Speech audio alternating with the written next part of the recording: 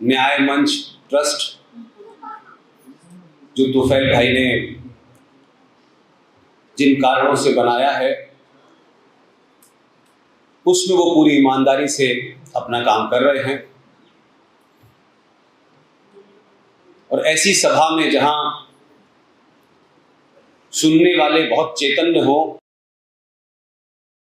और मंच पे 4-5 बड़े देश की जानी मानी हस्तियां बोल चुकी हों, ऐसे में सबसे आखिर में बोलने वाले के लिए संकट ये होता है कि बहुत कुछ कम बचा होता है। इसलिए बहुत सारी बातें कही गई हैं, करीब करीब मैं उसको रिपीट नहीं करना चाहता। मैं कभी भी किसी ने क्या किया, आक्रांताओं ने क्या किया, अंग्रेजों ने क्या किया, इसको जितनी विस्तार से डी.के. दुबे साहब ने रखा है, उससे बेहतर कोई नहीं रख सकता। लेकिन मैंने 47 नहीं देखा, मैंने 1950 नहीं देखा। जो मेरे सामने हुआ उस पे बोलने की जिम्मेदारी किसकी है?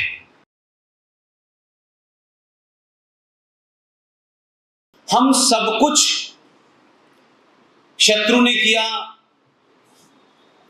मैकॉले ने किया, मौलाना आजाद ने किया, तो हमने क्या किया?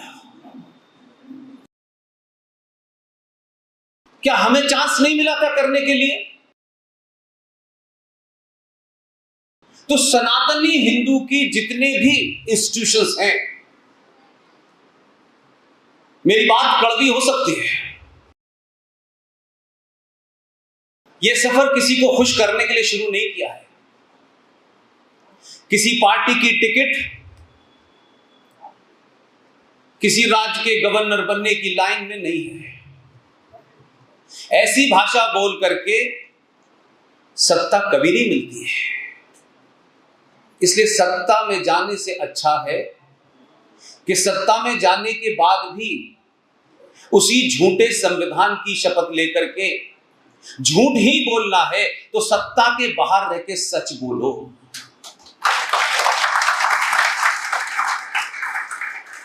सच की एक प्रवृत्ति होती है, सच कितना भी गहरा दबा दिया जाए, कितने भी लंबे कालखंड तक वो सच दबा रहे, एक ना एक दिन वो सच पूरी ताकत से बाहर निकलता है। हमारा दौर इसलिए सबसे बेहतरीन दौर है कि हम इस दौर में कुछ सच को उजागर करने की उस प्रक्रिया में अपनी छोटी सी भूमिका निभाने का हमें मौका मिला है। इसलिए ये गोल्डन पीरियड है सनातनी हिंदू सभ्यता के अगर हिसाब से देखें और भारत देश के हिसाब से देखें, इससे ज्यादा गोल्डन पीरियड नहीं आने वाला। और मैं बार बार फिर कह रहा हूं कि किसी सत्ता के परिवर्तन के कारण बिल्कुल नहीं कह रहा, बिल्कुल नहीं कह रहा। मुझे ऐसा लगता है कि जो विषय आपने रखा है, राष्ट्र की समस्या और समाधान, पहले तो यह तय हो जाए राष्ट्र है क्या, राष्ट्र किसे कहते हैं। क्योंकि मैं जिस थ्योरी से बातचीत करना चाहता हूं उसमें भावनाएं कम हैं, फैक्ट ज्यादा है। हमको यही नहीं पता कि देश और राष्ट्र में फर्क क्या होता है। देश कोई सरकार चलाती है, कोई पार्लियामेंट चलाती है, कोई जुडिशरी चलाती है। देश एक भूमि का टुकड़ा होता है। उस भूमि के टुकड़े पे जितने भी इंस्टीट्यूशन हैं, सब सरकार द्वारा तनख्वाह लेते हैं। फौज हो, पुलिस हो, जुडिशरी हो, पढ़ाना लिखना हो, स्कूल हो, कॉलेज हो, सब सरकारी नौकर हैं। अब सरकार जिन नियमों से चल रही है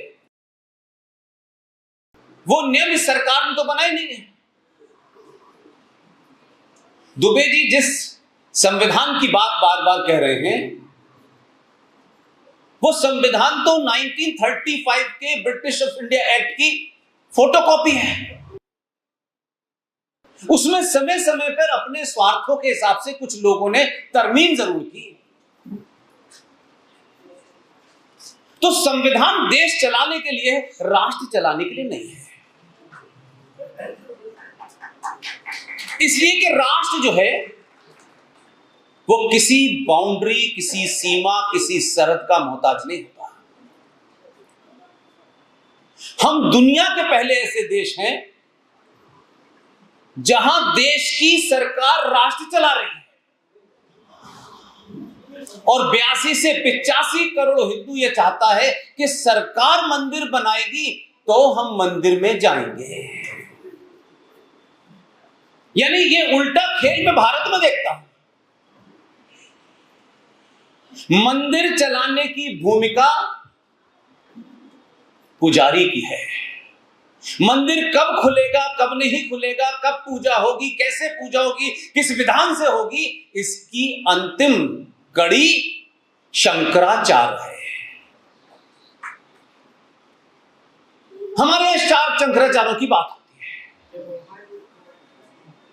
जब समाज को झूठ बोलने और झूठ सुनने की बीमारी हो जाती है, जब समाज को हर बात के लिए अनुमोदन की मजबूरी हो जाती, किसी से अनुमोदन मिल जाए कि हम ईमानदार हैं, किसी से अनुमोदन मिल जाए हम बहुत अच्छे हैं, तब समझ लीजिए कि समाज सड़ने लगा है। हम इतने लालची और बीमार हो चुके हैं अंदर से कि आज ये समझने लगे कि सत्ता का परिवर्तन ही सब कुछ है। सत्ता बहुत छोटी सी है, बहुत छोटी सी सत्ता, और सत्ता के परिवर्तन के लिए 5 साल में एक दिन का 1 घंटा, 1 घंटे की 1 मिनट और 1 मिनट के 30 सेकंड चाहिए होते हैं। 5 साल में जो समाज विदेशी आक्रांताओं से, कभी गोरे आए, कुछ गाड़ी में आए, कुछ ऊंट पे आए, सभी आते रहे यहां। इन 5 सालों में दिन भर आप ब्राह्मण हैं, ठाकुर हैं, बनिया हैं, अगड़ा हैं, पिछड़ा हैं, यादव हैं, सब कुछ हैं। इसमें होने में बुराई भी नहीं है। लेकिन लगातार अब 47 के बाद के भारत को भी देखें तो इस जनरेशन ने बहुत सारी ऐसी चीजें देखी हैं जो उससे वो सहमत नहीं है। हमारी गिनती ज्यादा है, उसके बावजूद भी हम 5 साल में जब वोट देने जाते हैं तो 30 सेकंड के लिए सनातनी नहीं बनते, तब भी हम ब्राह्मण, यादव, ठाकुर बन के ही वोट देते हैं। और इसमें कोई पैसे नहीं लगने, इसमें कोई ज्ञान नहीं है। भाई ठीक है, आपको यादव में शादी करनी है, ब्राह्मण में शादी करनी है, जो भी करना है वो आपका निजी मामला है, उसमें स्टेट को कोई दखल नहीं देना चाहिए। लेकिन जब 5 साल में 30 सेकंड के लिए हिंदू नहीं बने तो फिर हिंदू होने का ढिंढोरा क्यों पीट रहे हो?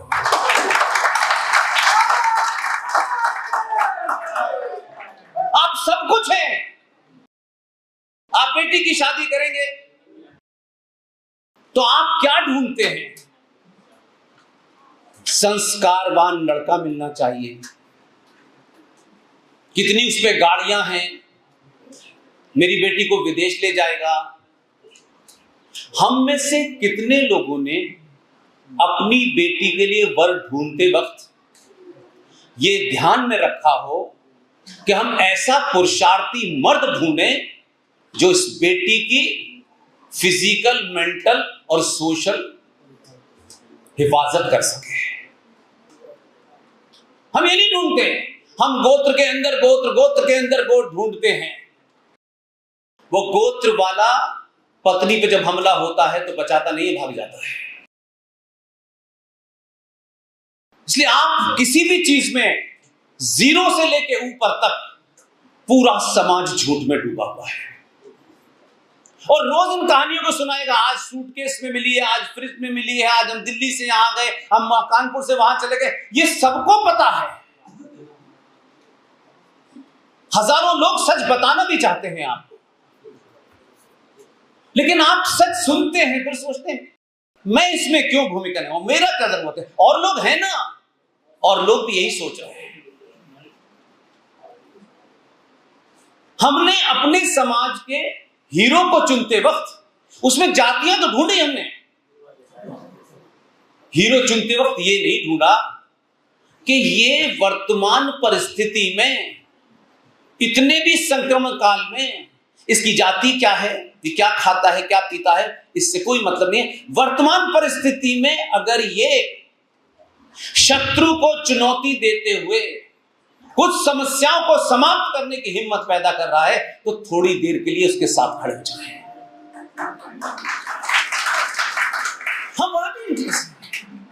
हम ये चाहते हैं एक राजा आए, राजा सब कुछ कर दे, लेकिन हम दूध में यूरिया मिला के बेचे क्योंकि ज्यादा पैसे कमाने हैं। तब हमको ध्यान नहीं आता कि ये दूध कौन पिएगा, ये दाल कौन खाएगा, ये चावल कौन खाएगा। ये सीमेंट में बालू मिलाकर के बिल्डिंग बनाने वाले नहीं सोचते, क्या कहते कि इसमें रहने वाला सनातनी हिंदू है वो मरा जाएगा। हम हिंदू क्यों होना चाहते हैं कि अब आपके सामने रास्ता नहीं बचा, आप सब कुछ हो गए हैं, जो सच है उसके साथ नहीं खड़ा होना चाहते, आप उससे भी दाएं बाएं बचना चाहते हैं। जो काम मंदिर में बैठे हुए पंडित जी का था वो भी नहीं करना चाहते। जिन्होंने कहा हमने संन्यास ले लिया है जीवन से और गेरुए वस्त्र धारण करें, वो एमएलए की टिकट लेने की लाइन में लगे हैं। इतने सारे हमारे यहां साधु संत हैं, हजारों लाखों की गिनती में होंगे। आप सब जानते हैं, डीके भाई ने बताया कि मैं अलीगढ़ मुस्लिम विश्वविद्यालय में पैदा हुआ हूं, लेकिन मेरे देखने का तरीका दूसरा है। पालघर में साधु मर जाएं, कुछ लोग टेलीविजन पे आकर के साधुओं के मरने का बदला लेते हैं। जिनके पास समाज की कोई जिम्मेदारी नहीं है, सिर्फ संन्यास लेने के बाद उन्हें कुछ सच बोलने की जिम्मेदारी है, वो भी झूठ बोलने पे तुले हुए हैं। अभी कुंभ होने वाला है, मैंने सुना है। कुंभ में इस बात के लिए झगड़ा होता है और तलवारें निकलती हैं कि पहले कौन सा घुटन आएगा, इस पे तलवारें निकलती हैं। ये तलवारें और समय पे क्यों नहीं निकलती? इसलिए सबसे बड़ी चुनौती सनातनी हिंदू के साथ है कि वो सच बोलने से डरने लगा है। और हम में से मैं कम से कम कोई ऐसी बात नहीं कहने वाला कि आपको ये करना है। आप एक बार अपने मन में सच बोलिए और जो बोल रहे हैं उसे दोहराइए। सुबह से शाम तक ये ज्ञान बांटा जाता है कि मृत्यु निश्चित है? मृत्यु निश्चित है कि नहीं है? बोलिए हाँ या ना। निश्चित है ना, तो मरने से डर क्यों लगता है? अगर मृत्यु आनी है तो कहां आएगी, कैसे आएगी, इसकी चिंता नहीं करनी, और मरना है तो फिर जीना सीखो। ये मर मर के जी रहे हैं, यहां से भाग गए, वहां समझौता हुआ, यहां बेटी दे दी है, वहां लड़का भाग गया है, वहां चले गए। जो लोग मर मर के जीना चाहते हैं उनसे मेरी विनती है वो आज ही मर जाए, ताकि एक चैप्टर तो क्लोज हो जाए। हम जिंदा हैं, किस बात के लिए जिंदा हैं? आप एक भीड़ हैं, भीड़। हर कोई आता है, आप ही की बोली लगाता है क्योंकि आप भीड़ हैं, और भीड़ कभी कुछ कर नहीं सकती।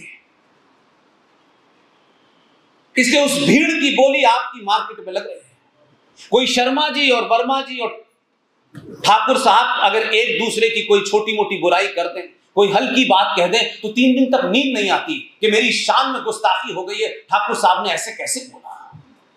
हम तो बड़े रईस लोग हैं, हम तो बहुत महान लोग हैं भाई, हमारे बारे में ऐसा बोल दिया। आप पूरी आपका दिन 4-5 दिन इसी में निकल जाएंगे कि यार मेरे बारे में इतनी हल्की बात कैसे बोल दी। लेकिन पूरा समाज यहां खड़े होकर के इस्लाम की बात, मुसलमान की बात हम सब कर सकते हैं। उसमें कोई नई बात नहीं है। इतिहास ये बताता है कि अगर आपको अकल नहीं है, करना क्या है ये भी समझ नहीं आ रहा, तो शत्रु से सीख लीजिए। हम वो भी नहीं करना चाहते, इसलिए हमने दुकानें शुरू कर दी, दुकानें बनी हुई हैं और हम समझते हैं कि हमारी दुकान बच जाएगी तो सब ठीक हो जाएगा, इनकी दुकान बच जाएगी तो वो ठीक हो जाएगा। और धीरे धीरे धीरे धीरे आपकी स्थिति ये आ गई है कि जो काम आपको सरकार से कराना था वो तो वोट देते वक्त आपने सोचा नहीं, और जो काम खुद करना है उसके लिए चाहते कोई और करे। आप मुझे बताइए, राष्ट्र किसे कहते हैं? राष्ट्र को कौन चलाता है? राष्ट्र आपकी भावनाओं से, सरोकारों से, परंपरा से, सभ्यता पे, साहित्य से, संस्कारों से चलता है। और राष्ट्र की सर्वोच्च पद है जो हमारे 4 शंकराचार्य हैं। लेकिन इस देश में सरकारें तय करती हैं कि मंदिर अब बंद हो जाना चाहिए। सरकार आनी जानी है, सरकार का काम संविधान से देश चलाना है, जुडिशरी को चलाना है, पुलिस को चलाना है, फौज को चलाना है। मेरे मंदिर के अंदर अगर कोई भी ऊंच नीच होगी उसमें सिर्फ शंकराचार्य की बात मानूंगा। लेकिन इस देश में 4 शंकराचार्य की जगह 12 शंकराचार्य हैं, इसमें भी मुसलमान जिम्मेदार है क्या? ये भी सरकार तय करे, क्योंकि कमाल की बात है, राष्ट्र सबसे बड़ा होता है, अनंत होता है, उसकी कोई सीमा नहीं होती। राष्ट्र सरकार के सामने गिड़गिड़ा रहा है और सरकार द्वारा स्थापित उस न्याय व्यवस्था के एक जज से ये कह रहा है कि ये वाला नकली शंकराचार्य है, मैं असली शंकराचार्य हूं। इससे बड़ी गिरावट क्या हो सकती है? आपको जाना क्यों पड़ा कोर्ट में? ये नकली और असली का शंकराचार्य में भी नकली असली कर रखा है आपने, तो कौन सी जगह यकीन मानी जाए? आपका कथावाचक जिसको राम का पुरुषार्थ बताना है, राम का जीवन बताना है, कैसे राम का जीवन था, राम ने ये किया, ये किया, ये किया, कृष्ण ने ये, वो भी ये कह रहा है, राम की कथा सुनाएंगे, राम भगवान ऐसे थे, राम ने ये किया, वो किया, बड़े आदर्शवादी थे, सब कुछ किया। लेकिन कितनी चुपचाप से, किसके द्वारा बिके हुए और खरीदे हुए लोग हैं कि जहां से भारतीय सनातनी समाज के आज के युवा को अपने उस आइडियल राम में जब पुरुषार्थ का समय आया तो स्टोरी बदल दी पूरी। क्योंकि मां बहनों को बिठाओ, कथा करो और भावुक भावुक बातें करो, भगवान राम को वनवास हो गया, ऐसी मार्मिक भाषा में बात करेंगे लोग, बेचारी मां बहनें सुनने जाती, उन्होंने यकायक उनसे कहा आपको राज नहीं, आपको जंगल जाना है। राम प्रभु जो थे वो जा रहे थे, उनके पैर में छाले थे, मां सीता की आंखों में आंसू थे, जैसे ये जो कथावाचक देख ही रहे थे। एक भावुक सीन क्रिएट करना, एक इमोशनल सीन क्रिएट करना, उस सब के बावजूद भी वो ये नहीं बता रहे। यहां तक राम आदर्श है, सब कुछ है, पिता को माना, नाम को माना, सब आपने सत्ता छोड़ दी, चले गए, लेकिन उसी राम को जब राम जा रहे तब तक वो राम ही थे सिर्फ। जब लौटे हैं तब उनको मर्यादा पुरुषोत्तम राम कहा गया है। तो मर्यादा कहा क्यों गया कि जब राम पहुंचे और समुद्र के सामने खड़े होकर के हाथ जोड़े कि हे समुद्र देवता, मुझे रास्ता दे, मेरी पत्नी को कोई एक राक्षस उठा के ले गया है। विनती करते रहे, सुनाए मैंने भी, हफ्तों करते रहे, लेकिन रास्ता नहीं दिया। लेकिन वही राम जो आदर्शवादी थे, जब घर से निकले थे तो अटैची भर के कपड़े लेके नहीं निकले थे कि शिमला में ठंड पड़ेगी। तब उनके शरीर पर 2 कपड़े थे और धनुष बाण था। ये उनको पता था कि जंगल में पागल भी मिलेंगे और जिहादी भी मिलेंगे और वो यही भाषा समझेंगे। तो उसी राम ने समुद्र के सामने जब धनुष बाण ताना तो समुद्र अपनी औकात में आ गया और रास्ता दे दिया। दुनिया ऐसे चलती है, ठोड़ियों में हाथ डालने से नहीं चलती है। इसलिए 2 रुपए किलो चावल, बिजली का बिल, पानी का बिल, कुछ भी दे दो, वोट ले लो, जो सबसे आसान काम है। कभी देखा आपने किसी पॉलिटिकल पार्टी को वो किसी मुसलमान से, क्रिश्चियन से ये वादा करे कि तुम हमें ये दे दो, हम तुम्हें ये देंगे? वो भले ही अनपढ़ हो, जाहिल हो, आपकी निगाह में आपको लगता है आप बहुत पढ़े लिखे हैं, उसका कोई मतलब नहीं है। पढ़े लिखे होना और ज्ञानी होना दो अलग अलग बात है।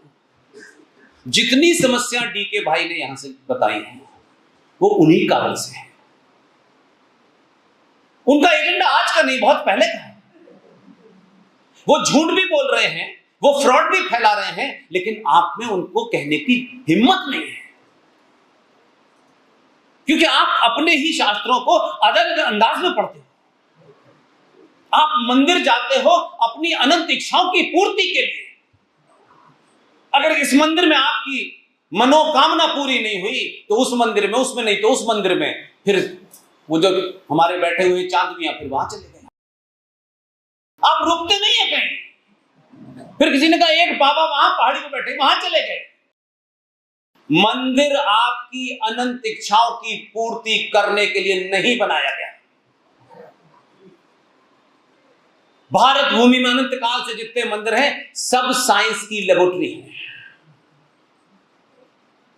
उन पंडित जी ने उस मुद्दे को क्यों नहीं उठाया, मेरा सवाल यह है। ये मैं क्यों उठाऊं, डीके जी या तुफैल जी क्यों उठाएंगे?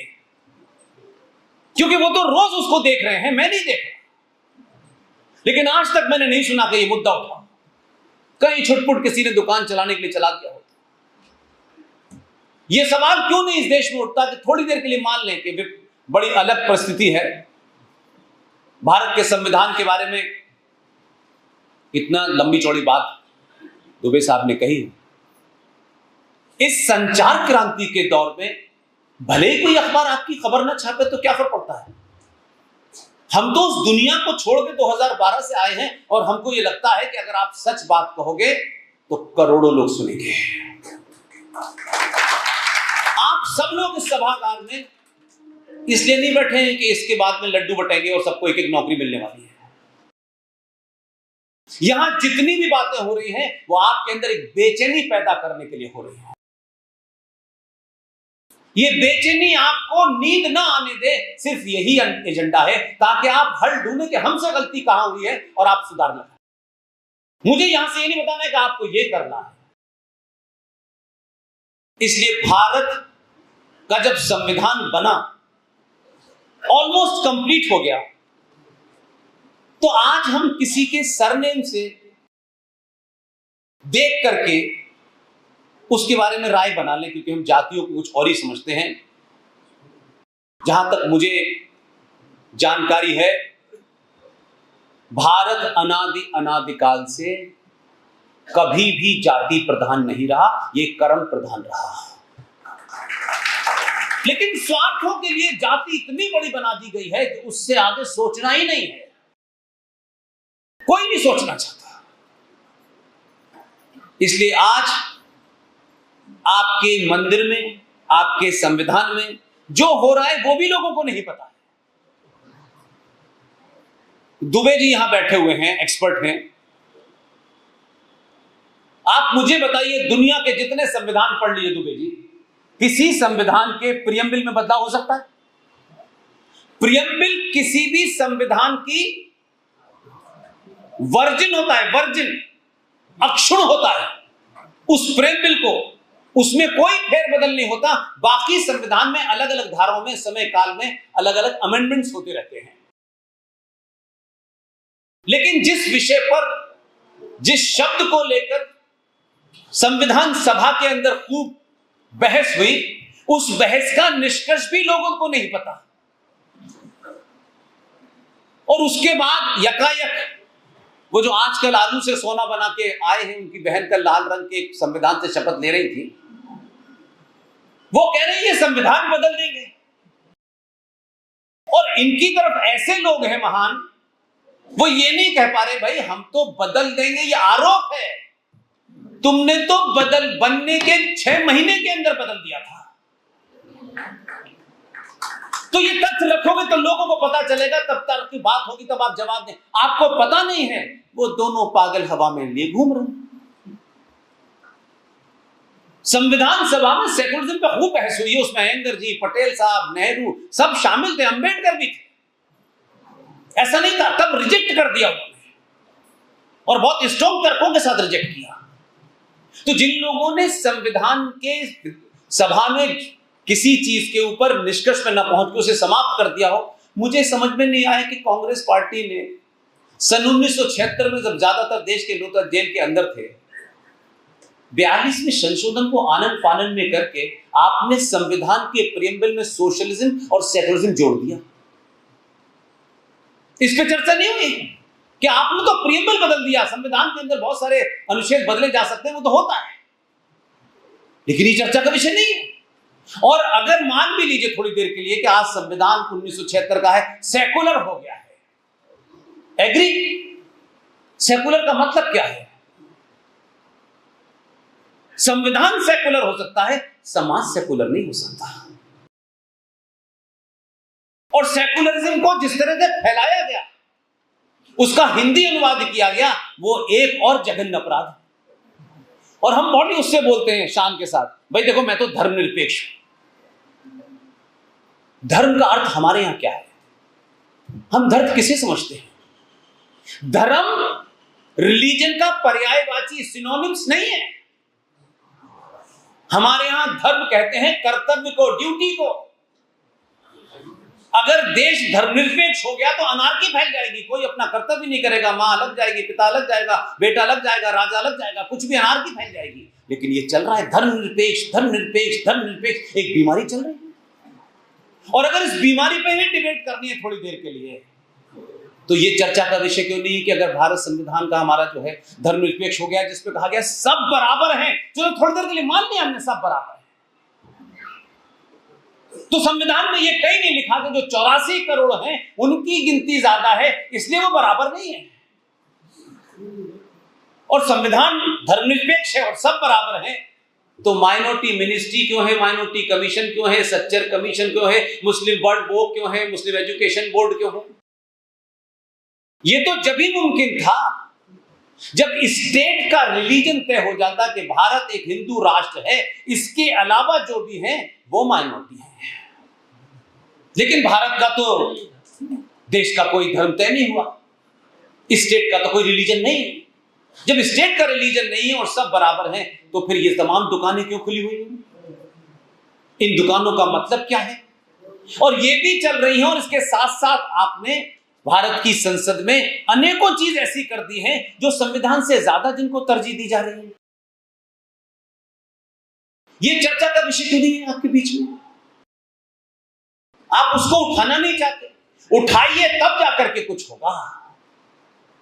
इसलिए अंबेडकर ने न सिर्फ धर्मनिरपेक्षता के ऊपर जो डिबेट की, उसके बाद एक बड़ा काम हुआ।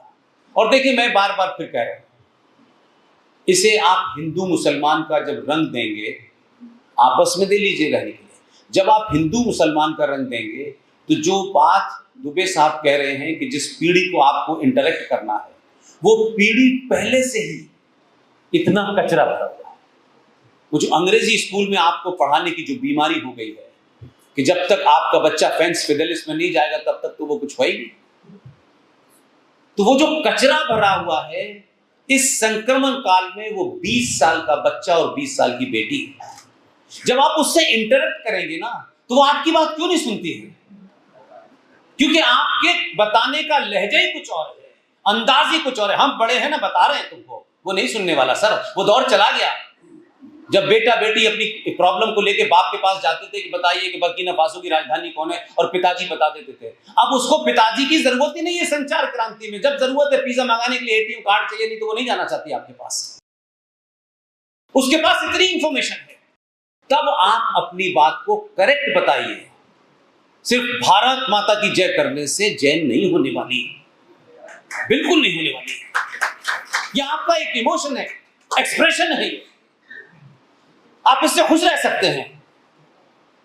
उस बच्चे को आपसे को इंटरेक्ट करना है, उसको सच बताना है, उसको फैक्ट बता देना है। बस वो फैक्ट हो सकता है कि मुझे अच्छा लगे या ना लगे, मैं ये सोच के सच तय नहीं करूंगा कि ये मेरे हक में है, मेरे हक में नहीं है। सच बताए। हम किसी विषय पे उसको एजुकेट ही नहीं कर रहे हैं। और जिन्होंने एजुकेशन देखी नहीं है, जो 1400 साल पहले ऊंट की पीठ पे खड़े होकर खजूर तोड़ रहे थे, वो देश चला रहे हैं। कभी इसका तुलनात्मक अध्ययन किया है? क्या वजह है कि सक्सेसिव सरकारें आती हैं और पंचर पुत्र को सबसे पहले तरजीह देती हैं? कोई तो बीमारी होगी ना हमारे अंदर, उस बीमारी को समझने की कोशिश कीजिए।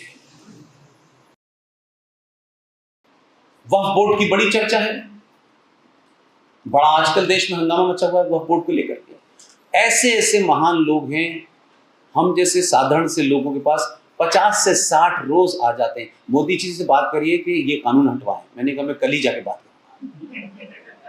लोगों को लगता है कि सब काम राजा को करना है। भाई वो जो कर रहा है उसे करने दो। जो सम परिस्थितियां हैं, जो सत्ता को चलाना नहीं जानते हैं, जो समझते हैं सिर्फ सब कुछ ऐसे ही हो जाता है, ऐसा होता नहीं है। आप सोचिए कि आपने कितने लंबे समय के बाद अपनों पे विश्वास किया है।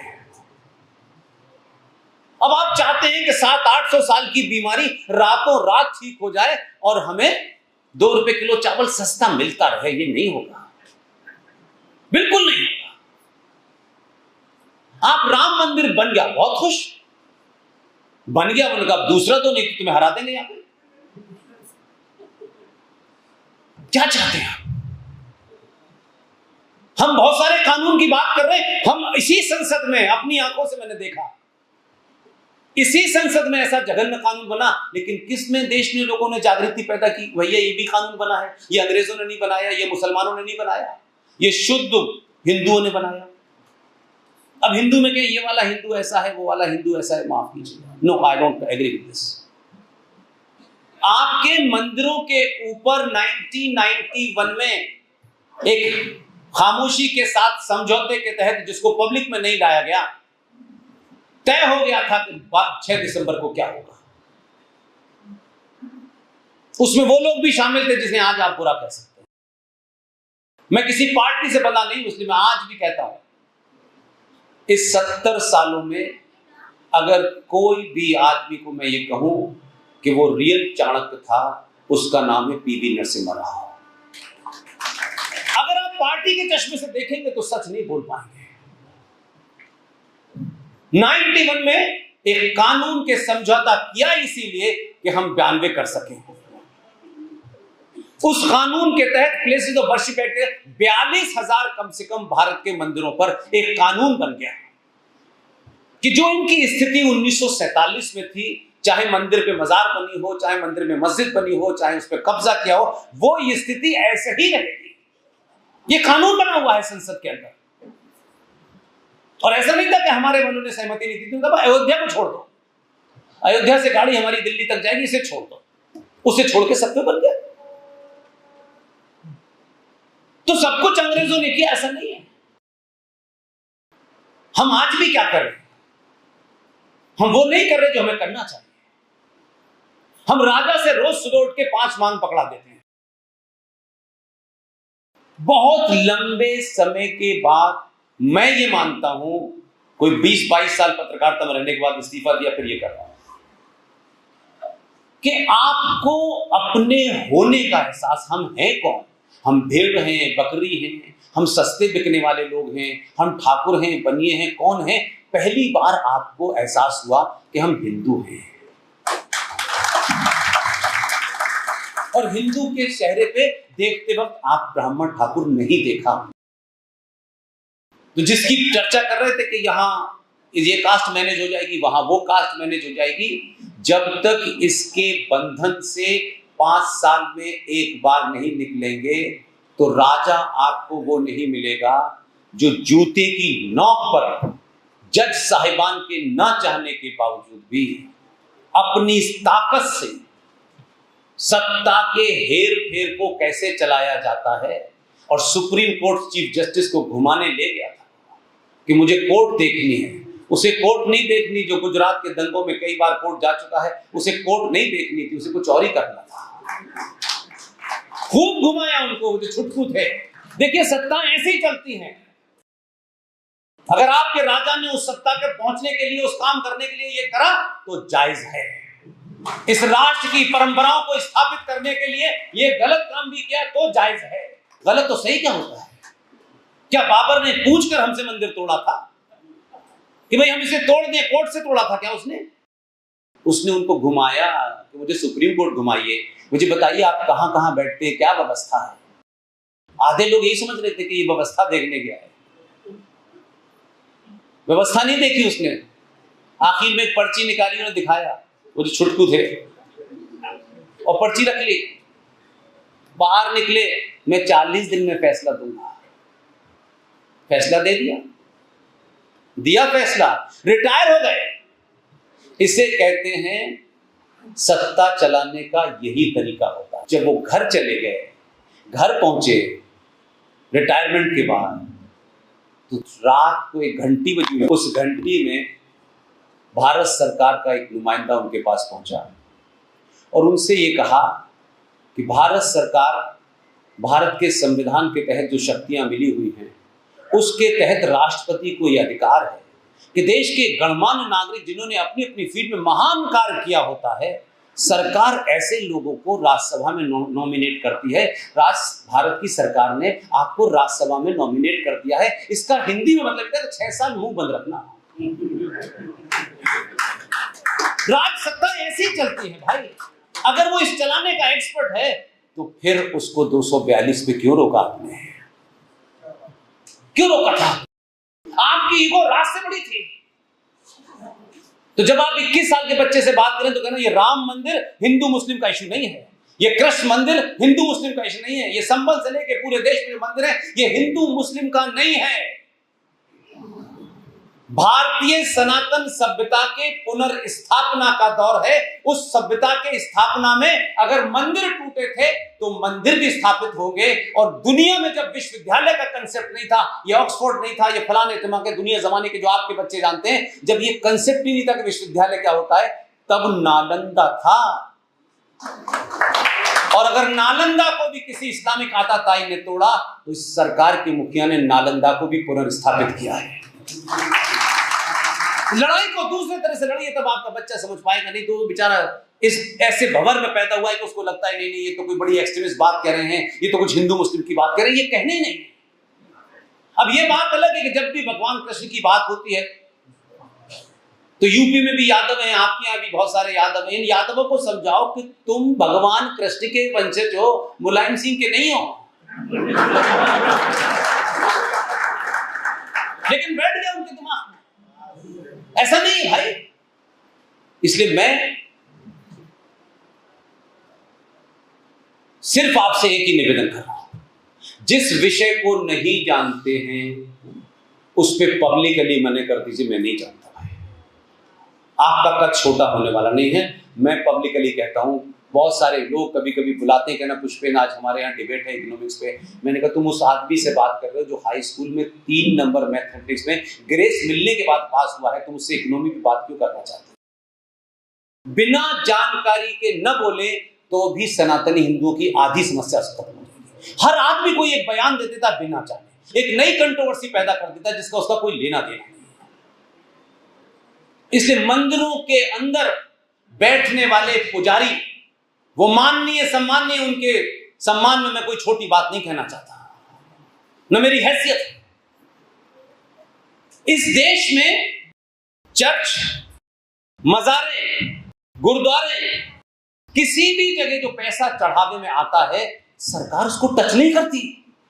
देश सेकुलर है, लेकिन मेरे मंदिरों पे चढ़ने वाला करोड़ों करोड़ों रुपया सरकार ले जाती है। पंडित जी एक दिन मंदिर देर से खोलते और आके समाज में जाके बताते कि भाई जो तुम सोना चढ़ाते हो, जो देवी के ऊपर इतना पैसा चढ़ाते हो, ये मुझे नहीं मिलता, ये मंदिर को नहीं मिलता, ये तो सरकार ले जाती है। अगर ये चेतना भी पैदा हो जाती तो इसकी एक लड़ाई तो कोर्ट कचहरी में लड़ी जा सकती है, जो लड़ी जा रहे हैं। जे साई दीपक लड़ रहे हैं कोर्ट के अंदर, सुप्रीम कोर्ट में, आईआईटी खड़गपुर का टॉपर वो लड़ रहा है, लेकिन उसका फैसला कब आएगा?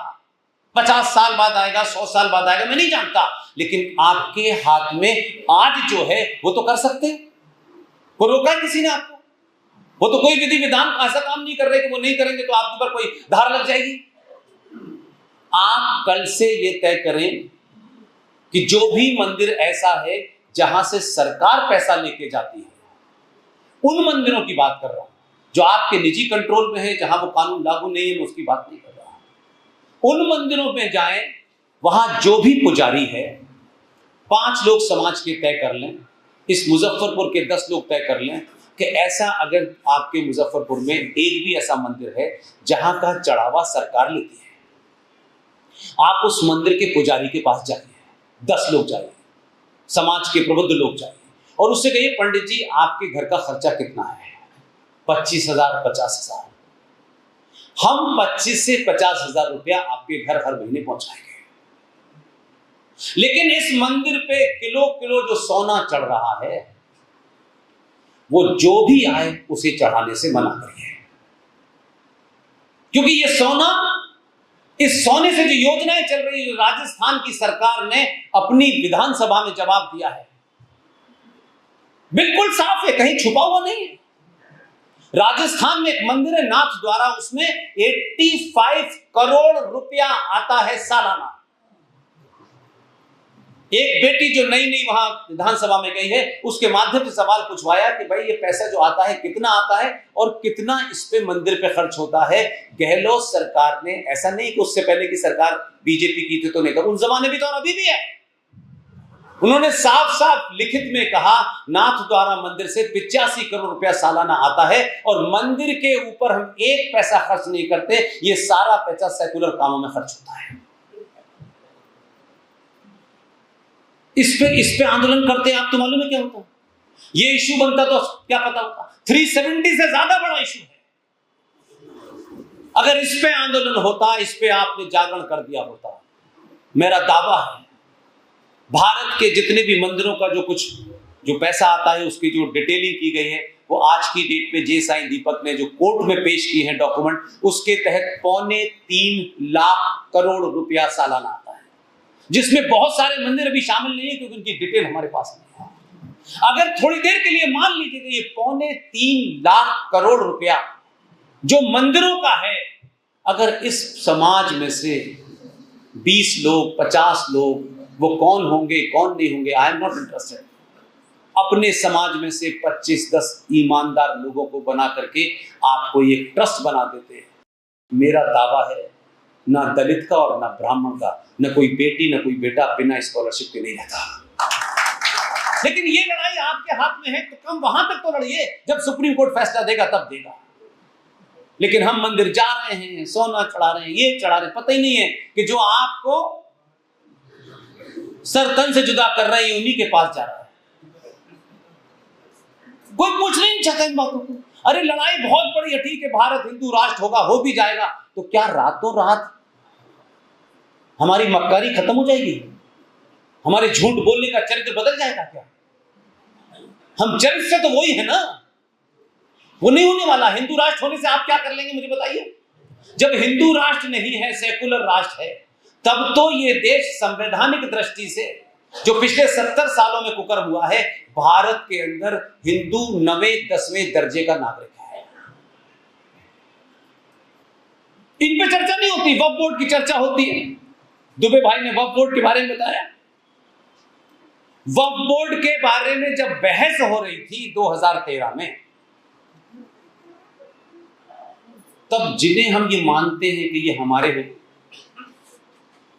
कि ये तो अपने हैं, 123 गिनती थी और छोटे भाई का पजामा, बड़े भाई का कुर्ता जो थे, उनकी गिनती उस समय ना के बराबर थी। पूरी पार्लियामेंट में 15-16 मुश्किल से मुसलमान थे, लेकिन वक्फ बोर्ड के फेवर में 208 वोट पड़े। कौन थे वो डकैत? हिंदू ही थे ना, इस पार्टी को उस पार्टी को, इसमें कोई मतलब नहीं। किसको गाली देंगे आप? किसको जिम्मेदार ठहराएंगे? आपके संविधान ने, आपकी चुप्पी ने, आपके लालच ने, आपके अगड़े पिछड़े ने इस देश को इस्लामिक स्टेट बना दिया है। ये all practical purpose is Islamic state है।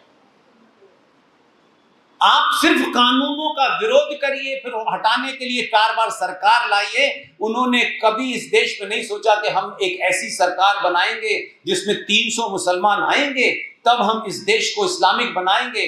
मैंने कहा कि जिस तरफ मैं आपको ले जाना चाहता हूं, वो 1400 साल से उसी तरफ खड़े हुए हैं, क्योंकि मेरी ट्रेनिंग, मेरी शिक्षा दीक्षा, मेरी सोच वही है। इसलिए मैं आप पे ज्यादा फोकस करता हूं। जिस दिन समाज सोच लेगा,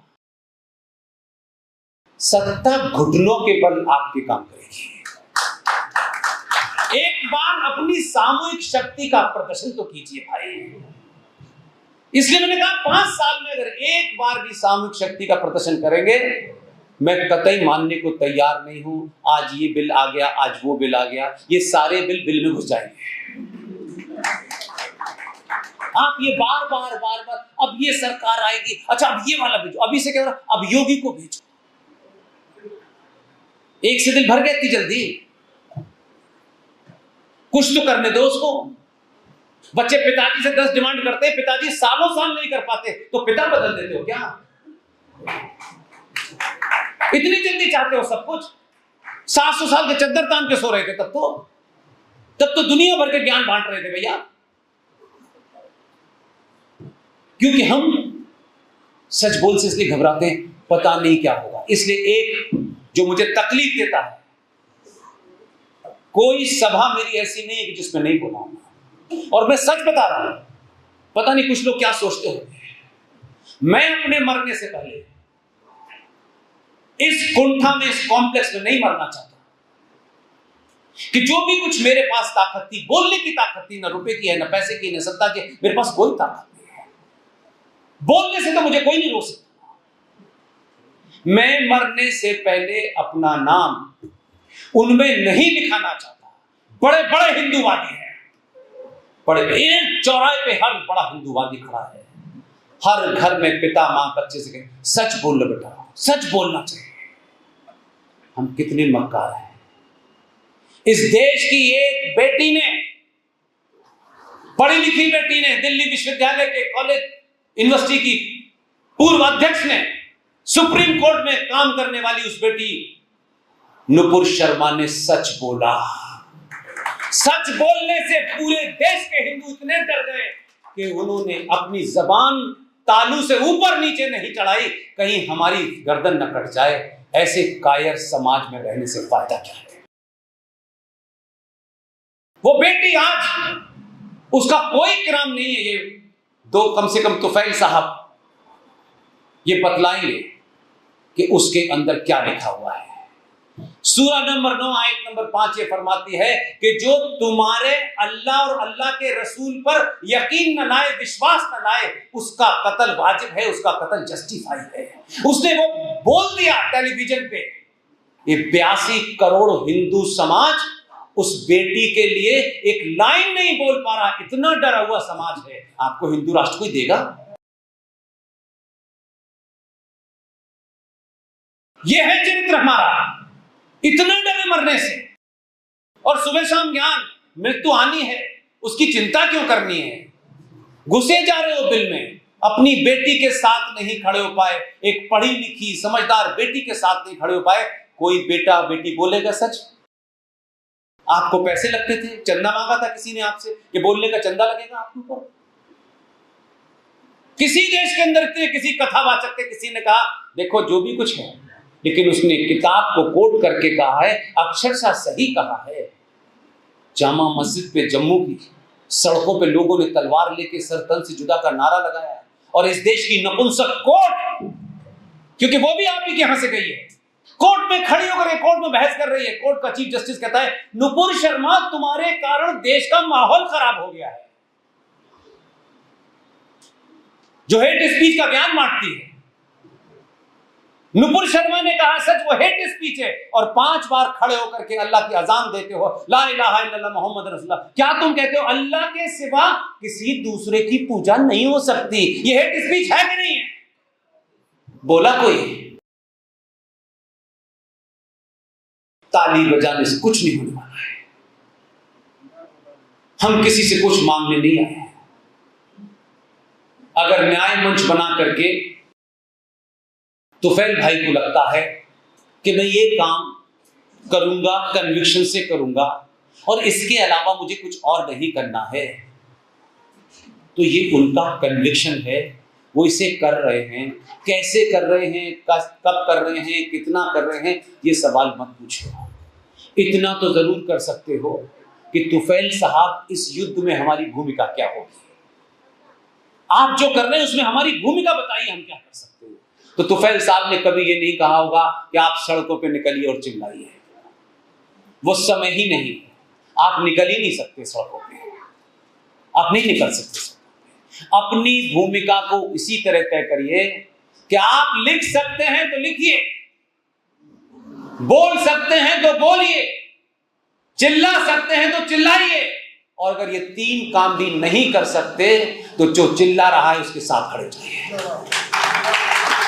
इसलिए तुफैल जी यहां आ गए, हम सब आ गए, जहाज से आ गए, खाना खाया, होटल में रुका। मैं ये पूछना चाहता हूं हजरीन, अगर यहां के मेजबान जो हैं जिन्होंने हमें बुलाया है, किसी ने टिकट दी होगी, किसी ने खाना खिलाया होगा, तो हवा में टिकट नहीं आई होगी। हवा में होटल वाले ने पैसे तो नहीं दिए, माफ कर जाओ राष्ट्रवादी आप जाइए, ऐसा नहीं है। अभी वो दिन नहीं आया हमारे यहां। इस पूरे दिन के इस सभा को करने में किस किस का योगदान होगा? क्या हम इस सभा से उठने से पहले ये तय करके नहीं निकल सकते कि ऐसे जो भी योद्धा आपकी पसंद है, नीरज अत्री पसंद है तो नीरज को दीजिए, उमेंद्र रत्नू जो काम कर रहे हैं, जो जिसको जहां समझ में आता है, आज से हम मंदिर पे 2 बूंदी के लड्डू चढ़ाएंगे और पंडित जी से कहेंगे सरकार आए तो बूंदी के लड्डू दे देना। इसलिए आज से आप ये सोचें, मैंने फिर साफ साफ कहा, इसको मिस इंटरप्रेट मत कीजिएगा। बनारस के कुछ पंडितों ने, मेरे साथी जो ओम नरेश यादव है, ये बनारस के हैं, वहीं के हैं, उसी मंदिर के पास के हैं, वहीं से एलएलएम करके आए। इन्होंने कहा कि आपके कहने से बनारस के पंडित नाराज हैं, इनका गलतफहमी होगी। मैंने ये कहा सबसे पहले कि पंडित जी का घर कैसे चलेगा, क्योंकि उन्होंने मंदिर की व्यवस्था संभाली है। उनके खर्चे को देने के बाद उनसे कहिए कि यहां सबको मना करें कि यहां सोना नहीं चढ़ाना है। तो चाहे तुफैल जी हो, डीके हो, चाहे ओमेंद्र रत्नू हो, नीरज अत्री हो, जो भी आपको जिस क्षेत्र में काम कर रहा है, आपको अच्छा लगता है, आप कुछ मत कीजिए। जैसे मंदिर में चढ़ाते हैं वैसे ही ऐसे योद्धाओं को पूछिए कि हम आपको क्या दे सकते हैं। 10 रुपए हैं तो 10 दीजिए, और 10 करोड़ हैं तो 10, ताकि इस देश में यह भी मैसेज जाए कि, क्योंकि बहुत सारे लोगों को ऐसा लगता है कि कोई काम धाम नहीं है हम लोगों के पास, बेरोजगार टाइप के लोग हैं, तो हम ये फालतू का काम करें, लग सकता है कुछ लोगों को। लेकिन इस दौर की पीढ़ी में कम से कम हम जैसे लोग वो नहीं है कि हम किसी प्राप्त कर रहे हैं। हम बहुत कुछ छोड़ के आए हैं, इसलिए किसी को बखान नहीं करते कि हमने ये छोड़ दिया, वो छोड़ दिया। लेकिन इस दौर में हजारों लोग अच्छा काम कर रहे हैं, उनसे बात करिए, उनसे नंबर लीजिए, और 10 रुपए से 10 करोड़ की जिसकी हैसियत हो वो दे दीजिए। ये युद्ध तभी चलेगा तब कि लोगों को ये पता चलेगा सनातन पे बात करना, हिंदुत्व की बात करना, हिंदू राष्ट्र की बात करना, हिंदुओं को जगाने में भी एक फैशन है, और समाज उसको पैसों से तोल देता है। नेताओं की जगह जिस दिन आप ऐसे लोगों को पैसों से तोलने लगेंगे, सनातन जिंदा हो जाएगा। मैं तो बहुत बातें कह सकते हैं। ये यहां आए, इन्होंने प्रोग्राम किया, मुझे तो ये सच में यहां के पता चला कि ये न्याय मंच का प्रोग्राम है। अगर ये मुझे पता होता हुआ, मुझे बताया तुफैल भाई प्रोग्राम कर रहे हैं, तो मैंने कहा हो सकता है कि तुफैल भाई ने कुछ यहाँ के लोगों से बात की होगी। मैं ईमानदारी से बता रहा हूं, मैं किराए के मकान में रहता हूं, उसमें कोई छुपाने वाली बात नहीं है। मुझे पता होता तुम्हें तुफैल साहब के इस प्रोग्राम में आने की टिकट का पैसा खुद करता, मुझे नहीं पता था। मैंने जब ये यहाँ पे लिखा देखा तो मुझे लगा ये तो न्याय मंच, मुझे लगा कि यहाँ के भूमिहारों को जो है दान दिए उन्होंने छतरी आज। इसलिए मैंने कहा कि मैं भूमिहारों को इसलिए प्रणाम करता हूं और आपसे एक विनती करता हूं कि जब किसी समाज में उसकी जड़ के अंदर, नींव में ही अगर कोई गड़बड़ हो जाए तो बिल्डिंग बनती नहीं है। इस देश में हर सभा में, और ये नहीं कि मैं आपके बीच में आया हूं, मैं बलिया गया था, मैं उस विषय को पढ़ रहा था लगातार, लेकिन मेरी आदत है कि जब तक मैं उसकी जड़ मुझे पता न चले तब तक सार्वजनिक मंचों से नहीं बोलता। बलिया गया, बलिया में तमाम आप ही की तरह लोगों ने प्रोग्राम किया। मैं मंगल पांडे जी के घर गया, वहां के लोगों से मिला, मुझे 2 ही चीज समझ में आई, और उसको मुझे जहां पहुंचाती थी मैंने पहुंचा दी। मंगल पांडे तो एक ब्राह्मण था कि नहीं था? तो मंगल पांडे का काम तो पूजा पाठ होना चाहिए था आपके हिसाब से। मैंने सर, आप मुझे बता रहे हैं, मंगल पांडे जनेऊधारी ब्राह्मण था भाई। ये उन लोगों की बात कह रहा हूं जो ये ज्ञान बांटते हैं कि ये है इसका काम, ये नहीं। उस जनेऊधारी ब्राह्मण को जब ये लगा कि मेरा कर्तव्य क्या है, उसने बिना देर करे बंदूक उठाई और अंग्रेज के सीने में 4 गोलियां ठोक दी। इस देश का दुर्भाग्य है, हमने कभी अपने हीरो मर्दों को नहीं बनाया, बहादुरों को नहीं बनाया, कायरों को बनाया, जिसके बारे में दुबे साहब कह रहे थे। एक आदमी जिनका नाम जवाहरलाल नेहरू है, कब पंडित हुए पता नहीं चला। उन जो आपकी जड़ बता रहा हूं, ये बिल्डिंग गिरेगी, हमारे सामने गिरे हमको नहीं पता, लेकिन गिरेगी इतना पूरा विश्वास है।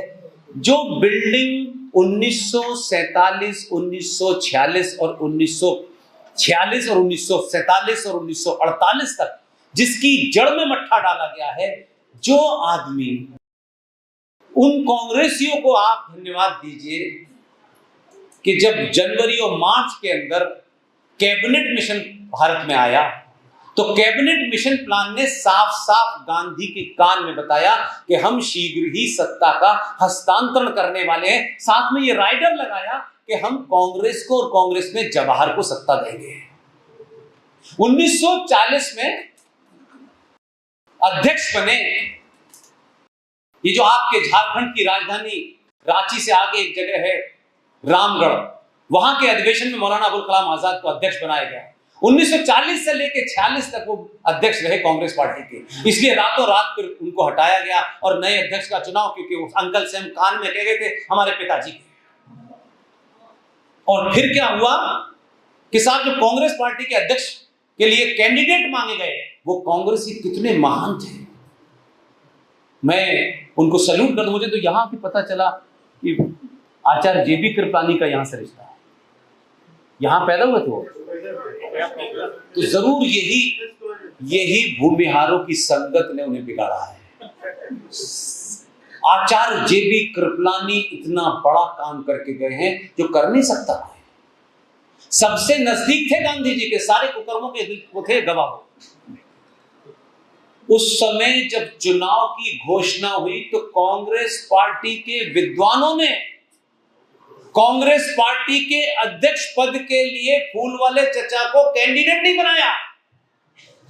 तब पिताजी गए सीडब्ल्यूसी में और कहा कि नेहरू मेरी पहली पसंद है, और फिर उनका नाम डाला गया अध्यक्ष पद के लिए। लेकिन उससे भी महान कांग्रेसी वो थे कि जब चुनाव हुआ 15 वोट पड़े, 1 वोट पट्टाभी सीतारमन को मिला, 2 वोट नोटा में गए, 12 के 12 वोट सरदार पटेल को मिले, नेहरू को नहीं मिले। उनसे बड़ा कोई हो सकता है कि कांग्रेस में रहते हुए वो नेहरू को जानते थे। लेकिन बदकिस्मती देखिए कि इस देश में जिसे राष्ट्रपिता कहा जाता है, अगर मेरा पिता कल पता चले कि मेरे पिता ने बड़ी रिश्वत खाई थी या कोई बहुत गलत काम किया था, मैं जीवन भर उसकी कभी इज्जत नहीं कर पाऊंगा। लेकिन जिस राष्ट्रपिता ने इस देश के अंदर 2 बड़े जघन्य अपराध किए, नेहरू को पहले कैंडिडेट बनाने के लिए सीडब्ल्यूसी पे जोर डाला, और फिर जब उस कांग्रेस ने नेहरू को अध्यक्ष नहीं बनाया तो 12 वोट मिलने वाले को आपने प्रधानमंत्री नहीं बनाया, और जिसे 1 भी नहीं मिला उसे प्रधानमंत्री बना दिया। तो भाई साहब ये कहते हैं कि ईवीएम रिग हो गई थी। अबे इस देश की जड़ में ईवीएम रिग हो चुकी है बहुत पहले।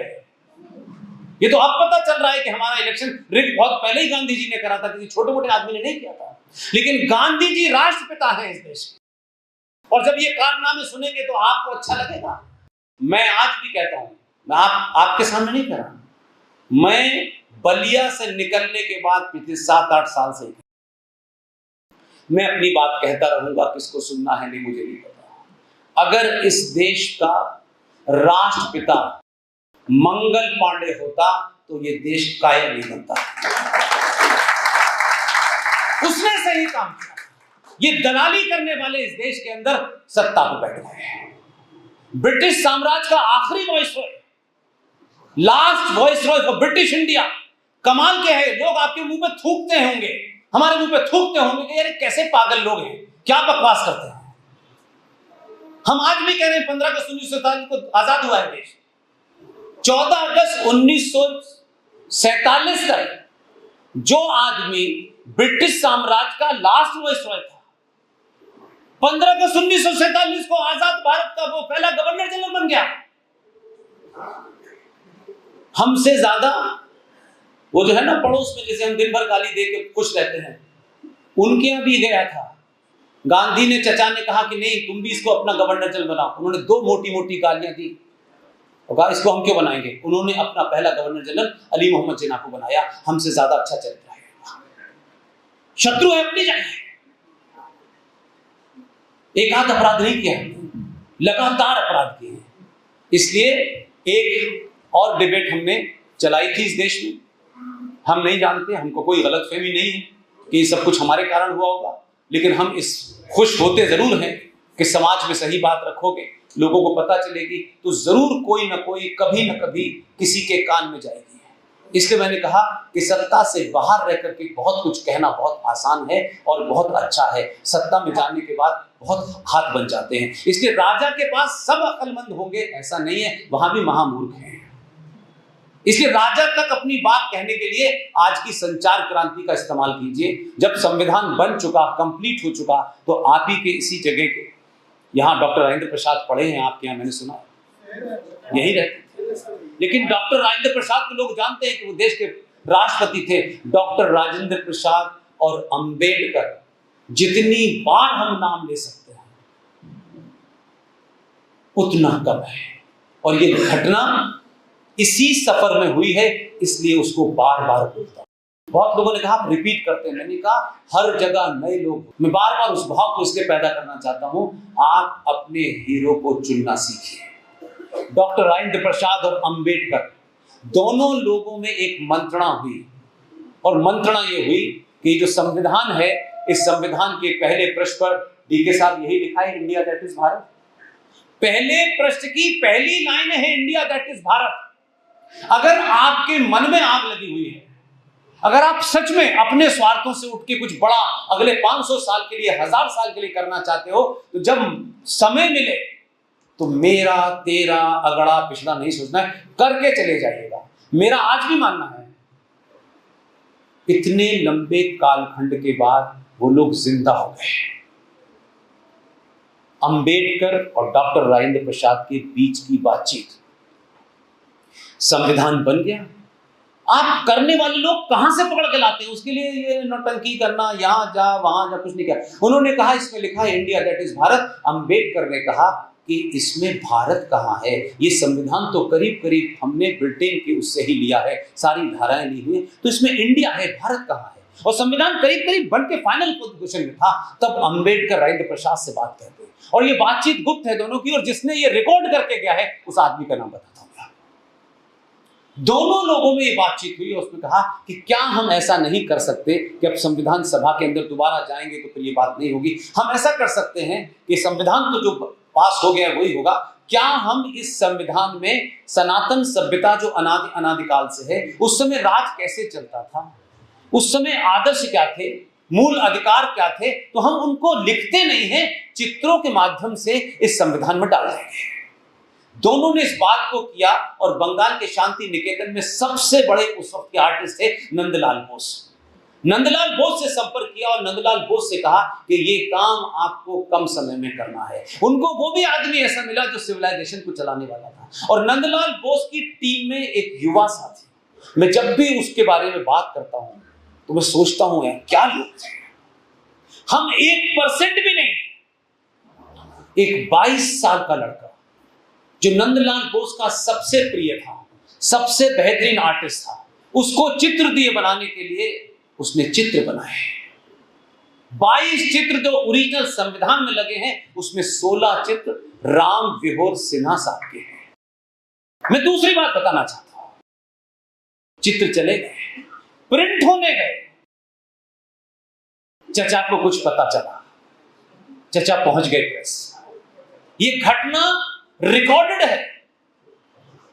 चचा ने उस संविधान के हर एक चैप्टर पर एक तस्वीर लगी हुई है।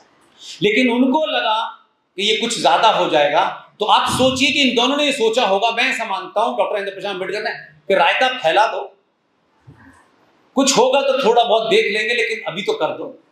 दो सिर्फ चैप्टर ऐसे हैं जहां चचा ने बाकायदा रुकवा करके दो जगह, दो चैप्टर पर एक साथ दो दो तस्वीरें हैं, जिसमें रानी लक्ष्मीबाई के साथ में चचा के रिश्तेदार अकबर की तस्वीर है और एक जगह टीपू सुल्तान की तस्वीर है। और वो चित्र छप गए, चले गए, संविधान बन गया। 6 महीने बाद चित्र हट गए, चित्र हट गए ना, उसकी कॉपी रखी हुई है। लेकिन संविधान के उस 22 साल के लड़के का जिक्र करना इसलिए जरूरी है, जब सब कुछ हो गया तो डॉक्टर राजेंद्र प्रसाद ने उस बच्चे से पूछा, जिसकी उम्र उस समय 22 साल थी, 2007 में उनकी डेथ हुई है। उन्होंने कहा कि तुम इसका मेहनताना नहीं लोगे? क्या कद्दावर लोग थे भाई। वो 22 साल के लड़के से हम आज की तुलना तो नहीं करना चाहिए हमें। उससे पूछा तो उसने कहा कि नहीं, मुझे कोई मेहनताना नहीं चाहिए। मैं चाहता हूं कि आप मेरा नाम संविधान के हर पेज के नीचे लिखते हैं। डॉक्टर राजेंद्र प्रसाद ने इसकी भी सहमति दे दी। अब आप इस वार्तालाप को सुने, मैं वर्बेटिम सुनाने की कोशिश कर रहा हूं, तो सोचिए कि उस लड़के ने कैसे धीरे धीरे देश के राष्ट्रपति से बात कर रहा है, एक 22 साल का बच्चा, उसने कैसे डॉक्टर राजेंद्र प्रसाद को वहां ले गया जहां उसका प्लान होगा। मैं ऐसा मानता हूं। उन्होंने कहा हम सब पन्नों पे नाम लिख देंगे। जब वो धामी भरती तो बोला किसी पन्ने पे मेरा नाम मत लिखिए। उन्होंने कहा तुम क्या चाहते हो? तो संविधान का जो प्रियम्बल है, जो पहला पेज है जिसमें वी द पीपल दिस, उसके चारों तरफ एक आउटलाइन बनी हुई है, उसमें सिंह है, उसमें मोर है, उसमें हाथी है, ऐसे करके उसने कहा कि इस पन्ने की इस लाइन में सिर्फ मेरे नाम का राम लिख दीजिए। वो राम लिख गया उसने। उस 22 साल के बच्चे से सोचिए कि वो तो चला गया, हम सब भी चले जाएंगे, लोग राम को याद रखेंगे, राम मनोहर को भूल जाएंगे। वो संविधान भारत की संसद में है। एक बार सरकार ने कुछ छपवाए थे, उसकी बड़ी और छोटी कॉपी दोनों मेरे पास है। लेकिन संविधान से वो चित्र उड़ गए, क्योंकि वो तो पेट में दर्द कर रहे थे कि उसमें मां सीता थी, लक्ष्मण थी, उसमें राम थे, उसमें कृष्ण थे, छत्रपति शिवाजी थे, उसमें बोस साहब थे, उसमें तो सब आपके हीरो थे। उसे हटा दिया, वो संविधान नहीं बना। इसलिए मैं फिर कह रहा हूं कि सनातन सभ्यता के पुनर्स्थापना के दौर में जो मेरी इस सभ्यता की स्थापना के पड़ाव हैं, मेरे लिए उससे ज्यादा सरकार कुछ है नहीं। वो किसको क्या करेगी, कौन सा कानून लाएगी, वो लाती रहे, मेरा इंटरेस्ट नहीं है। इसी देश के आपके राजा ने इस बात को पूरे तरीके से जब स्टडी कर लिया, जब वो जो बंगाल, वो मध्य प्रदेश की जो जबलपुर शहर है जहां वो परिवार रहता है, जब उन्होंने ठोंक पीट के कर लिया, तब एक दिन संसद की नई बिल्डिंग बनने के बाद पुरानी बिल्डिंग से नई संसद में आने के लिए सारे एमपीओ को एक झोला बांटा गया।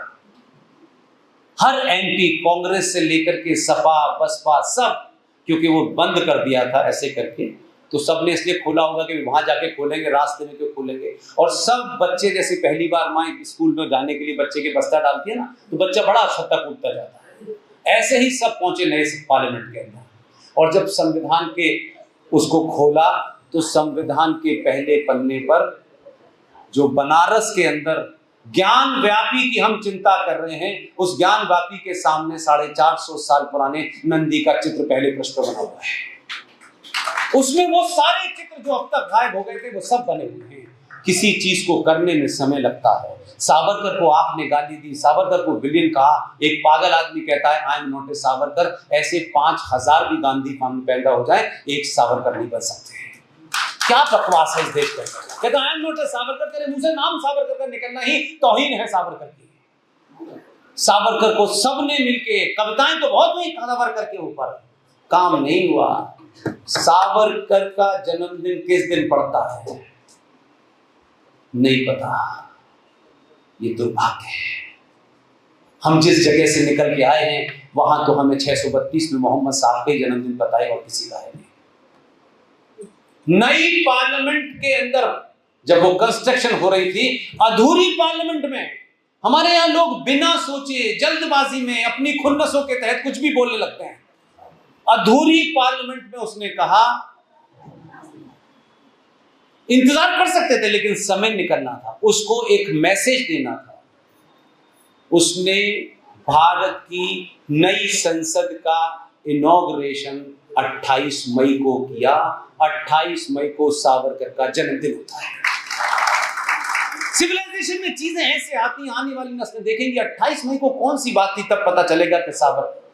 और जिस इंडिया गेट के ऊपर जॉर्ज पंजम जिसने भारत में साम्राज्य की स्थापना की थी, उसकी मूर्ति लगी हुई थी। कुछ कांग्रेसियों ने उसकी मूर्ति उठा करके दिल्ली का एक कोरोना पार्क है वहां रखी हुई है। आज भी दिल्ली का सबसे बड़ा पार्क है, वो मरा नहीं है जॉर्ज फिफ्थ, क्योंकि उसके वंशज सत्ता पे थे, वहां लगी हुई है। यहां पे कांग्रेस ने कहा नहीं, इसके अंदर गांधी की मूर्ति लगा देते हैं। और कांग्रेस ही बड़े समझदार, गांधी की मूर्ति बनवाई उस कैनोपी में जो इंडिया गेट पे लगी हुई है। वो सब हमारे सामने का वाकया है। लाए और बोले अरे ये तो बड़ी बन गई है, ये तो लगी नहीं सकती, इसमें सड़क पे बनवाई थी क्या? जैसे ही उन्होंने कहा कि इसमें गांधी जी की नहीं लग सकती, ये तो बड़ी बन गई है, ये तो कैनोपी छोटी है, एक ने झोले से इंदिरा की निकाली, बोली इनकी लगा देते हैं। एक राजनारायण साहब, लोग उन्हें भारतीय राजनीति में कुछ भी कहें, वो लठ लेके पहुंचे कि इसकी तो लगेगी नहीं किसी की, और जैसे वो थे उन्होंने लगने नहीं दी। डेस्टिनी पे विश्वास रखिए, किसी नेता पे, किसी इस पे मत रखिए। सुभाष का परिवार सत्ता में नहीं है। सुभाष को 1945 के अंदर एक झूठी प्लेन दुर्घटना में मरा हुआ घोषित किया और 1958 तक उनके घर की जासूसी हुई। लेकिन सुभाष के गीत गाने वाले लोग नहीं हैं। सुभाष के ऊपर कोई पार्टी नहीं जीत सकती, कोई एक आदमी कैंडिडेट नहीं बन सकता। लेकिन डेस्टिनी देखिए, इसी प्रधानमंत्री ने इंडिया गेट पर 23 जनवरी को सुभाष की मूर्ति स्थापित की है। अब आप कह सकते हैं कि ये मूर्ति क्या है, लेकिन यही मूर्ति आने वाली नस्लें, जब हम आप नहीं रहेंगे तो ये बच्चे पूछेंगे ये कौन है, तब सुभाष की कहानी बताई जाएगी। कुछ सुभाष के बारे में हमारी किताबों में नहीं पढ़ाया जा रहा, भाड़ में गई वो किताब। वो कब पढ़ाएंगे, नहीं पढ़ाएंगे। ये दुनिया के अंदर चीजें लगी होंगी तो लोग अपने आप समझ जाएंगे कि सभ्यता क्या है। इसलिए इस दौर में मैं, मेरा, तेरा ये मत करिए। मैं फिर आपसे हाथ जोड़ के कह रहा हूं, सब कुछ करिए, मुझे नहीं आपसे किसी चीज के लिए मना करना है। 5 साल में 30 सेकंड के लिए सिर्फ सनातनी हो जाइए, दुनिया आपके नीचे खड़ी है। कुछ नहीं करना है, तलवार नहीं उठानी। और जिस इस्लाम की बात आप कर रहे हैं, क्या पाखंड है साहब। हम अल्लाह पे विश्वास रखते हैं, अल्लाह के अलावा हमारा किसी पे यकीन नहीं। यही जुमला है उनका सुबह से लेकर शाम तक, यही 5 बार चिल्लाते हैं, यही कहते हैं। कमाल हमसे कह रहे हैं, हम वो नहीं है, हम पूरी तरह से उस पर विश्वास रखते हैं। तुम कहते हो कि तुम्हें अल्लाह पर विश्वास है, मैं कहता हूं तुम मक्कार हो, तुम्हें अल्लाह पर कोई विश्वास नहीं। अगर अल्लाह पे विश्वास होता तो अल्लाह पागल नहीं था, ऊपर से काट छांट करके भेज देता। अल्लाह ने तुम्हें ठीक ठाक भेजा था, तुमने काट पीट नीचे आके कहा अब हम मुसलमान हो। बताओ, मुझे बताओ, अल्लाह की बनाई हुई उस मखलूक में छेड़खानी किसने की? हमने तो की नहीं। आप मुझे बताइए, मैं गलत कह रहा हूं? पूरे विश्वास करो ना, पर ये कैसे? अल्लाह में भूल गया था, कैंची नहीं थी क्या? और आपने उन्हें कपड़ा काटने की चीज पकड़ा दी, उन्हें कुछ काट रहा था, उन्हें कुछ और काट दिया। अल्लाह पे विश्वास, हमें अल्लाह पे विश्वास है। वो कहते हैं कि अल्लाह की मर्जी से पत्ता नहीं हिलता, हम भी कह रहे हैं नहीं हिलता। हम कहां मना कर रहे हैं? हमने कहां कहा कि अल्लाह की मर्जी से पत्ता नहीं हिलता? तो अल्लाह की मर्जी से तुम आए हो, तो मोदी भी उसी की मर्जी से आया है। क्योंकि कुरान मजीद एक जगह जाके फरमाता है कि ए मेरे मानने वालों, जो तुम मुझ पे यकीन रखते हो, तुम्हें मैं दुनिया में भेज रहा हूं, इस जमीन पे भेज रहा हूं, तुम्हें मेरी बताए हुए रास्ते पे चलना है। वो साफ साफ फरमा रहे हैं, और मेरे बताए रास्ते से अगर तुम थोड़ा भी हटे तो मैं इसी जमीन पर ऐसे लोग भेजूंगा जो तुम्हें रास्ते पे ले आएंगे। सिर्फ डेट नहीं बताई थी उन्होंने कि वो 24 अक्टूबर को 14 में आएगा। इन्होंने मानी नहीं, उसने बहुत समझाया, सबका साथ सबका विश्वास, उसे पागल समझने लगे। उन्होंने यूपी में भेज दिया है। सब अल्लाह की मर्जी से आ रहा है और ये अल्लाह की मर्जी से ही होगा। इसलिए किसी चीज को डिप्रेस होने की जरूरत नहीं है। सरकारों को काम अपना करने दीजिए। हाँ, सरकारों को सिर्फ एक ही एहसास दिलाइए, एक ही एहसास। ये रोज रोज मत बदलिए। ये काम नहीं हुआ, हम तुम्हें 240 पर निपटा देंगे। पूरी ताकत के साथ खड़े हुए। छोटी छोटी चीजों के कारण सत्ताएं नहीं बदलती हैं। सत्ता बनना बिगड़ना इतना आसान काम नहीं होता है कि ये नहीं किया इसलिए, वो नहीं किया इसलिए, इस जाति के 2 टिकट कट गए, उस जाति के 2 टिकट कट गए। क्या जाति का होने के बाद अपनी जाति का ही काम करना है, किसी और का नहीं करना? क्या ये क्या मतलब हुआ भाई? ऐसे योद्धाओं को ये एहसास दिलाइए कि ये समाज उन योद्धाओं को चुनता है जो योद्धा इस सभ्यता की पुनर्स्थापना के लिए किसी भी हद तक जा सकता है। ये रेस लगने लगे कि ये मैं करूंगा तो वो मैं करूंगा, ये करिए। ये रोज रोज आप जो हटा देते हैं, इसको कमजोर कर देते हैं, आपका कोई भला होने वाला नहीं है। और आज से प्रण करें, गरीबी सबके यहां है, सब लोग कमजोर हैं, सबके यहां सब समस्या है, लेकिन कोई समस्या ऐसी नहीं है कि भारत के सनातनी सभ्यता को मानने वालों को 2 किलो चावल में खरीद ले। इसे बिकना बंद कीजिए। बिकिए इस बात के लिए कि हम इस बात के लिए बिकने के लिए तैयार हैं कि इस देश से प्लेसेस ऑफ वर्शिप एक्ट 1991 पहले बताओ, खड़े होकर के कहो, चौराहे पे कहो, इंडिया गेट पे कहो, हम आते ही प्लेसेस ऑफ वर्शिप एक्ट समाप्त करेंगे। ऐसी चीजों पे बिकिए। 2 रुपए किलो चावल, आटा, दाल पे मत बिकिए। ये समय दोबारा नहीं आने वाला है। ये देश इस्लामिक स्टेट बन चुका है। ये संविधान कूड़ा की कॉपी बन चुकी है। इसमें इतनी बार रेप हो चुका है कि ये संविधान नहीं रहा है। इसकी मूल भावना समाप्त हो चुकी है। संसद में ऐसे ऐसे दलाल आपने भेजे हैं कि वो कुछ होने नहीं देंगे, क्योंकि उनके तार कहीं से मिले हुए हैं। अभी समय है, कम से कम गिनती की ताकत आपके पास है। ये ताकत धीरे धीरे कम हो रही है। ये यादव है, ये ठाकुर है, ये बनिए हैं, कुछ भी करते रहिए, लेकिन मां तो सबकी एक है। मां नहीं बदली जा सकती। इसलिए बहुत बहुत धन्यवाद। Thank you very much.